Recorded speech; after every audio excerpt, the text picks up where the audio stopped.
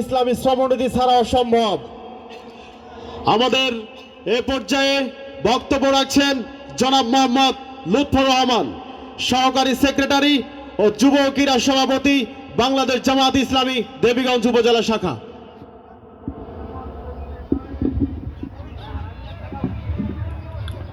আউযু বিল্লাহি মিনাশ শাইতানির রাজিম। বিসমিল্লাহির রহমানির রহিম।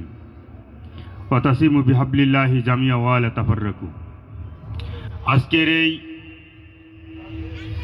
শ্রমিক দিবস প্রোগ্রামে উপস্থিত প্রধান অতিথি, বিশেষ অতিথি এবং শ্রমিক নেতৃবৃন্দ সকলের প্রতি রইল আমার সালাম। আসসালামু আলাইকুম ওয়া রাহমাতুল্লাহ।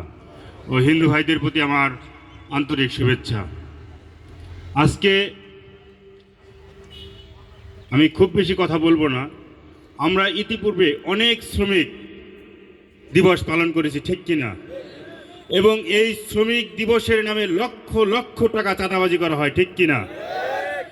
এরপরে এই শ্রমিকদের দ্বারা এ দেশের অর্থনৈতিক ব্যবস্থা চালু আছে, ঠিক কিনা? কিন্তু আজকে শ্রমিকদের টাকা তারা চাঁদাবাজি করে সেই টাকা দিয়ে তাদের অট্টালিকা তৈরি করেন, কিন্তু আমার শ্রমিক ভাইয়ের মাথার উপর একটি চাল থাকে না। আমরা এমন একটি শ্রমিক সংগঠনে ডাকে আজকে সাড়া দিয়েছি যে শ্রমিক সংগঠনের নেতারা শুধু তাদেরই ভরণ পোষণের দায়িত্ব নেবে না, সকল শ্রমিকদের দায়িত্ব নিতে রাজি। আমি আপনাদেরকে উদাত্ত আহ্বান জানাবো, আসেন। অনেক শ্রমিক সংগঠনের অধীনে দেশ স্বাধীন হওয়ার পর অনেক শ্রমিক সংগঠন এসেছে, তাদের অধীনে আপনারা কাজ করেছেন। আজকে আসেন, এত এত শ্রমিক সংগঠন থাকতে কেন আজকে আবার শ্রমিক কল্যাণ ফেডারেশনের প্রয়োজন? কেন আবার শ্রমিক কল্যাণ ফেডারেশনকে রক্ত দিয়ে আবার দেবীগঞ্জের বুকে আর একটি শ্রমিক সংগঠনকে প্রতিষ্ঠিত করতে হয়েছে? এটার কারণ আমাদের শ্রমিকদের কোনো অধিকার নেই। আজকে আমরা যে থানার সামনে বসে কথা বলতেছি, এই থানায় যদি একজন শ্রমিক যায় তাকে মূল্যায়ন করা হয় না।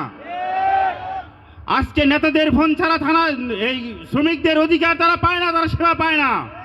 তাই প্রশাসনকে বলতে চাই, আপনারা আমাদের বন্ধু, আপনারা আমাদের বন্ধু। এই শ্রমিকদের ঘামের টাকার ট্যাক্সের টাকা দিয়ে আপনাদের বেতন চলে। আপনারা একজন রাজনৈতিক নেতাকে যতটুকু মূল্যায়ন করবেন, আমার শ্রমিক ভাইদেরকে ততটুকু মূল্যায়ন করতে হবে।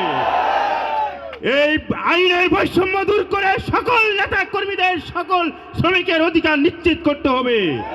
একটি বৈষম্য বিরোধী শাসন ব্যবস্থা আমরা চাই, একটি বৈষম্য বিরোধী শ্রমনীতি আমরা চাই। একমাত্র এই বৈষম্য দূর করতে পারে ইসলামী শ্রমনীতি। অতএব সকলকে ঐক্যবদ্ধভাবে এই ইসলামী শ্রমনীতির পক্ষে কাজ করার উদাত্ত আহ্বান জানিয়ে আমি আমার কথা এখানে শেষ করছি। আসসালামু আলাইকুম ওয়া রাহমাতুল্লাহ ওয়া আদাব।